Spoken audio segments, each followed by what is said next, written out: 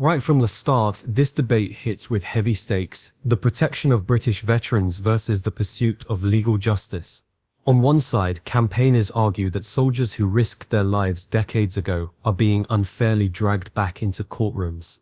On the other, critics insist that human rights and accountability must apply equally to all, no matter how much time has passed. What you're about to hear is not just politics, it's a battle over memory, morality, and justice itself. So let me ask you, should veterans be shielded from prosecution, or does that risk undermining the very rule of law they fought to defend? Let's dive in. Sir David Davis. Today we speak on behalf of our veterans and the 176,000 members of the public who have so far signed the petition to give those veterans protection against the vexatious legal pursuit of our brave heroes. Last week when I raised this in the House, the Prime Minister dismissed it as political point scoring. He's wrong. It's a matter of justice, a matter of ensuring that those who risk their lives to protect our citizens during the Troubles know the state stands behind them. And the Veterans Commissioners for Northern Ireland, Scotland and Wales, not naive people, issued a joint statement last week. They said, and I quote, "Inconsistent application of justice, particularly where it revisits incidents already thoroughly investigated, serves only to re-traumatise veterans and undermine public confidence." I agree with it entirely. It's exactly consistent with every veteran I have spoken to, and there have been a rather large number since February when I first raised this matter. But getting this right is not just a matter of historical justice. The legal witch hunt won't end in Northern Ireland. It'll cast a shadow over every future conflict that our armed forces engage in and undermine their abilities to defend us. Now, I am a strong advocate of human rights. Many here who know me, I think the only person in the House has defeated governments from both sides, both in the House and in court, on matters of human rights. So I take them extremely seriously. But this issue is driven more by politics than by human rights, by the exigencies of politics than human rights. And take the inquiry process that I think both members, the member intervened earlier and the Honourable Lady, referred to. I imagine, and as the Minister will tell us later, the Secretary of State will tell us later, I imagine that by reinstating the inquiry process, the government believes it's dealing with the implied Article 2 right to investigate purportedly unlawful killings. I imagine that's what they're trying to do. And indeed, The Guardian this morning, and as we've heard referred again, the Secretary of State was claiming it was protecting the right to investigate 202 murders of British Army soldiers. Really? I wonder if along with that goes an undertaking to give witness statements by 200 terrorists who did those murders, who, incidentally, I say to the Honourable Lady, were given pardons in the part of the peace process by Tony Blair some 40 years ago. You know? 423, I think, were released from prison with pardons, and approximately 200 so-called on-the-runs comfort letters. That's not this act, that's then. And it exists now and continues to exist now. Now, to continue to quote the Veterans Commissioners, there can be no moral equivalence between those who served in uniform to uphold peace and the rule of law and those who sought to destroy it through acts of terrorism. Again, I couldn't agree more. The largest group of people killed in the Troubles by a vast margin were those murdered by paramilitaries, to use the current euphemism for terrorists, killed by terrorists. Of those 2,000 people, every one was a murder, an unlawful killing, to use the phrasing in the coroner's courts these days. An unlawful killing, every one. We don't need a court to establish that. And the number of those IRA murders that will be subject to inquiry on the current listing, we've got 33 listed, two out of 2,000. This is because the major driver for those inquiries is the IRA Sinn Féin efforts to hide their own barbaric acts behind a freedom-fighting facade, trying to rewrite history, with them as heroes and the British state as villains. That's why battles like Coke, Clono, and very likely soon Applaud feature so large in demands for inquiries and the prosecution of long-retired, innocent British soldiers. All three of those actions were humiliating defeats for the IRA. But be clear, all of the IRA members who died in those exchanges, so-called victims in this context, were actively in the process of committing atrocities. They were trying to murder innocent people. At Coke, they planned to murder an off-duty UDR officer. At Clono, they attacked the Coal Island police station with an armour-piercing machine gun, attempting to murder police officers inside. At Loch Gall, they drove a bomb-laden digger to blow up a police station, and they were armed and ready to murder any survivors. All were armed, all were dangerous, all were intent on murder, and many of them had killed before, making them a fatal risk to our soldiers, a risk our soldiers had to cope with in split-second decisions. These are the people we're going to put on trial if we allow them to lose their protection that we ought to be giving them today. And look at the individuals in them. Starting with Coke, the inquest heard about Michael Ryan. Ryan was probably responsible for many, many murders. I can cite two. He shot two UDR officers, one in front of little children on a crossing, and the other one in front of his 13-year-old son. That's the sort of people we're dealing with. And as for the IRA's greatest defeat, Loch Gall, the weapons recovered at the scene had been used in over 40 previous murders. There's no doubt about that. 40 previous murders. And of the IRA members there, McKerney and Arthurs were both involved in the Ballygawley police station attack, which murdered a further two policemen. James Linar, who was nicknamed the executioner by the RUC, was believed to be involved in over 30 killings. 30 killings, including the cold-blooded assassination of an 80-year-old, largely blind and deaf, Sir Norman Strong, along with his son in front of him. And as for Patrick Kelly, who was the leader of that attack, he led the self-styled East Tyrone Brigade, believed to have killed around 250 people before Loch Gall. He also, by the way, took part in a second attempt to assassinate a brave UDR officer, Glenn Espy, who's sitting behind me here in the gallery, who fought off the assassins on two occasions, was shot twice and fought off IRA assassins twice. If they had not been stopped, all of these killers, if they had not been stopped, there is no doubt that those men would have continued their psychopathic campaign of murder. The IRA's campaign of violence was indiscriminate and extended far beyond the island of Ireland. And in the course of defending innocent...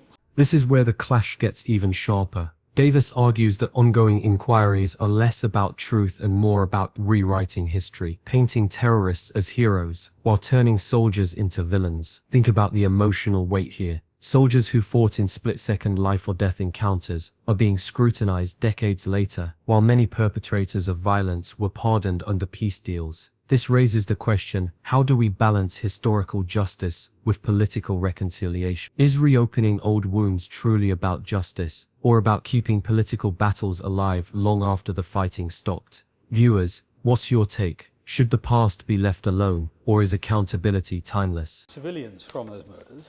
It's not 722 if you include, I say to the Honourable Lady, it's not 722 if you include the policemen involved and the UDR officers involved, it's 1,073 servants of the British state who were killed. This psychopathic behaviour is what the IRA is trying to equate the British government's actions with. That's what they're trying to do. They're trying to equate the two. And of course nothing could be further from the truth. There's ample evidence of the army taking enormous risks to arrest rather than a safer option sometimes of killing the terrorists. Consider the arrest, not the killing of the Armagh sniper who killed 7 people, but he was arrested, not killed. The killers of the killers of Captain Westmacott, arrested, not killed by the rest of his patrol. Even in today's Daily Mail, the rescue of Bernadette Macaliski, who was there was an attempt to kill her by the UDA. British soldiers rescued her, even though she was effectively the political arm of the INLA. The clearest demonstration of our real strategy is that whilst 1,073 British forces and soldiers and policemen were killed by Republican terrorists up until 1994, 145 paramilitaries were killed in the same period, compared with 428 taken prisoner. So 3 or 4 taken prisoner for every 1 killed. And by the way, 7 British soldiers or policemen died for every IRA person who was killed. That tells you the strategy. That tells you what the IRA are trying to reverse. Of course. Did you not, therefore, I want to say, to marvel at the remarkable restraint shown by British soldiers, no matter whether they were officers or people from wherever across the UK, in dealing with this, and never once stepping over the mark in the regard to these cases? Yeah. Well, absolutely. I mean, the phrase I would use is heroic restraint, because restraint under those circumstances, putting your own life on the line and the life of all your comrades. That's what's going on there. That's the decision that's being taken, that's being challenged today. And so that's right. He's right about that. He's absolutely right about that. And of course, it was institutional. It wasn't simply heroic soldiers, or of course it was that. The yellow card system demanded restraint, warnings and proportionality. Every time a British soldier killed a paramilitary, it was subject to rigorous judicial scrutiny. And when that process failed, we ensured the matter was properly investigated. Remember the Savile inquiry? Yeah. £200 million, 12 years, 5,000 pages. What other country in the world would review its own behaviour in that way? I'm not going to actually cite all the options, but just think in your own minds. Some of our allies who would perhaps not have gone quite that far to give everybody justice. Our soldiers have been held to the highest standards of law. And yet our government is rewarding this by effectively threatening them in their retirement. And that's not a proper reflection. And remember, we've been talking about human rights. That is not a proper reflection of their human rights, because they are human beings too. They have human rights. So we should remind ourselves that human rights are founded in natural justice. They don't spring out the air. They're founded in natural justice. In this process, there is no natural justice for our brave veterans, nor, frankly, for the real innocent victims of the Troubles. This process doesn't give either of those. Now, the government is understandably, and the Secretary of State knows I have some sympathy for his position in this, is struggling to find a solution to this. Let me tell him the criterion for success, because it's very simple.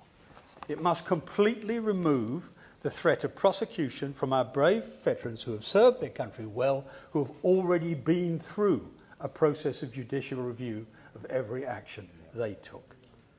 If the government repeals the Legacy Act without a robust replacement, and that's the key point really here today, a robust replacement, if it replaces it without a robust replacement, we hand the narrative back to those who seek to rewrite history.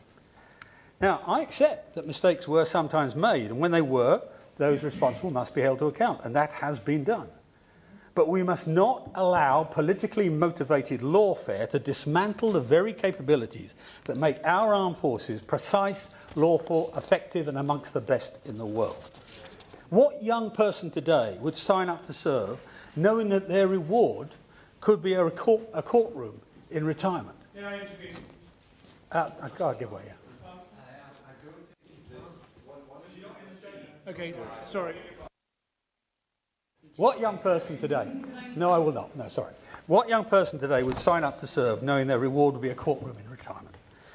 It's through our soldiers' measured actions that the IRA's barbaric campaign of terror was confronted and diminished. The number of people killed by the IRA fell by 94% between the periods of 1970-74 and 1994-98. 94%. That outcome matters. Their intervention prevented countless more deaths. I've called on the government now 6 times to end this campaign of retrospective parody of justice, but have received so far no meaningful answer. And I hope we get one today. But I'll finish by saying this, Mr. Chairman. Today we talk a lot about human rights. In the adjournment debate, I read a poem I first heard at a Remembrance Day service, a regimental Remembrance Day service.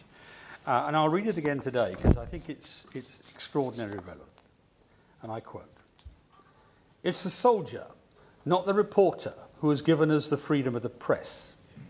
It's the soldier, not the poet, who has given us the freedom of speech. It's the soldier, not the peace camp organizer, who has given us the freedom to demonstrate. It's the soldier who serves beneath the flag, whose coffin is draped by the flag, who allows the protester to burn the flag. It's the soldier, not the politician, who has given these freedoms. Those who freely talk about human rights would do well to remember that our rights, our law, our democracy, our nation were protected by the very veterans who are at risk today. So let us all make one promise, that no British soldier will ever again be abandoned by the very nation they have so bravely protected."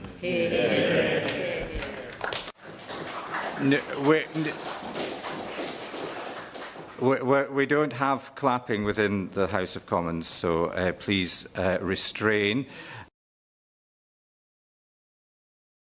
And there it is. The speech closes not with legal jargon, but with a deeply personal reminder that the freedoms we debate today were paid for by those who risked everything in uniform. Davis frames the issue as simple.